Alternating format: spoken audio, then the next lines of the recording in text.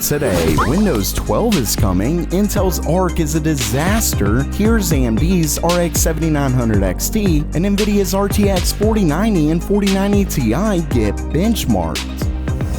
Welcome everyone to Gamer Melt.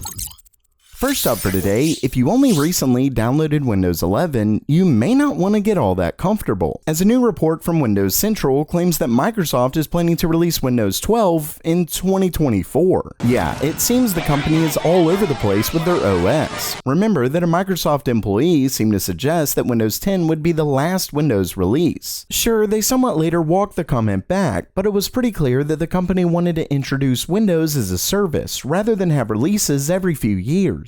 Well, I guess that's not happening, as according to Windows Central sources, Microsoft is planning a full new release every 3 years, with the next one coming in 2024. Not only that, but the company is planning to release new feature updates more often. They're calling it their quote, moments engineering effort. This will allow them to roll out new updates every few months, as much as 4 times a year actually. At the end of the day, Microsoft's plan to go back to a more traditional release schedule is interesting, but considering how annoying their Windows 11 release was, I'd say it's tough to get too excited. I mean, we still don't have a final build that supports drag and drop in the taskbar. And of course, if you found your passion in PC hardware, help create the future of computers by learning the right way with this video's sponsor. Brilliant, the place I recommend for anyone hoping to join the computer science field. And the reason is simple. Brilliant was built to teach the STEM field, whether it's math, science, or of course, computer science. Brilliant teaches you by having you do it. See, they take you through concepts with fun, engaging puzzles to get you to actually understand them instead of just memorizing a bunch of formulas or sitting through boring lectures. What's better is that the courses are taught by some of the brightest minds from MIT, Google, Microsoft, and more, so you know you're learning the right stuff. Basically, whether you're looking for a career in computer science or you just want to learn more, Brilliant is the place to be. And you can try it for free when you visit brilliant.org/gamermelt. Plus, the first 200 of you who visit the link will get 20% off the annual premium. Once again, that's brilliant.org/gamermelt. Next up for today, it looks like Intel's Arc GPU release has been an absolute disaster. In fact, it's even worse than what I originally thought. While we saw a couple reviews a little while back, a host of new reviews just dropped today, and let's just say it's bad. ComputerBase describes the A380 as, quote, like living in the middle of a minefield, mind you, playing while drunk. There are apparently numerous issues with drivers. Igor's Lab even gave it a not approved sticker, which is only the second time the site has given that out. One of the main reasons seemed to be the lack of a DLSS competitor, which may not be a deal breaker for most. Plus, some reviewers seem to really like the card, but it's clear that Intel has a lot of work left to do. And honestly, I would have said that it's understandable. They're completely new to the discrete GPU market. Sure, they've been making integrated GPUs for years now, but this is a completely different game. The issue is that they're at least a year late from their original launch. Remember that Intel was originally slated to launch their Xe gaming cards in 2021, but here we are in 2022 with major issues. Intel pretended like they launched them by Q2, but they just released one GPU in one country. Basically, at this point, I really don't have a lot of sympathy. I'm still really excited to see how it holds up when they release better drivers, but for now, Intel looks to have botched this launch, and for a company their size, I'd say that really isn't acceptable.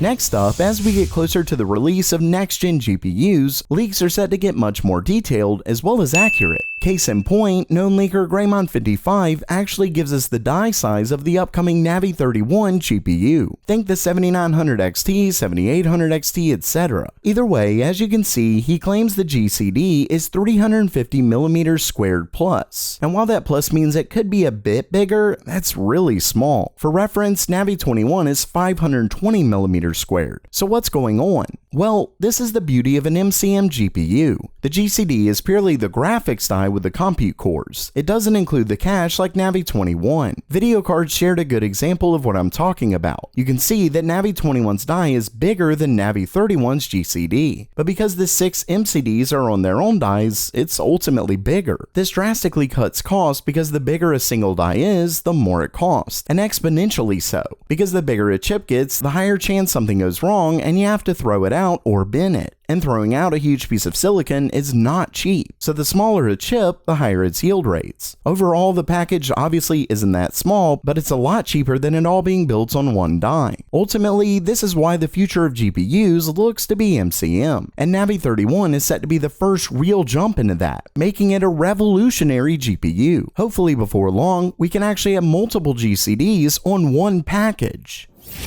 And speaking of next-gen GPUs, we have the first benchmarks of Nvidia's next-gen Ada Lovelace. First up, we have a tweet from resident leaker Copite7 Kimmy, and as you can see, it's on the RTX 4090. According to him, the GPU gets over 19,000 in times by extreme. For reference, that's a whopping 82% faster than the RTX 3090 and around 66% faster than the 3090 Ti.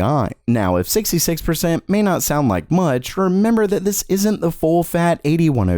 Not to mention that 66% is still a pretty huge jump, but I'd say it's really the fact that the 4090 likely isn't the full GPU. That's probably for a 4090 Ti, and that GPU has allegedly been benchmarked as well. According to a tweet from this user, and later reported by WCCF Tech, the full 8102 in the game control, with ray tracing and DLSS on, gets a whopping 160 FPS. That's wild because it means we're looking at around 2.2 times faster than the 3090. Now, there are some variables missing like the CPU, memory, etc., but given this is right, Nvidia's next gen is set to be a powerhouse of a GPU. Of course, there are some questions like how much of the performance is an improvement in ray tracing cores and how much is rasterization, etc. Regardless, I'm definitely impressed. Though if the rumors were right about that, they're likely right about power draw, so it's probably time for a new PSU. So while that does it for today, are you pumped for AMD and Nvidia's next-gen GPUs, or are you just hopeful in Intel's Arc GPUs? Let me know down in the comments below. And make sure to check out Brilliant at brilliant.org/gamermeld. And as always, have a great day.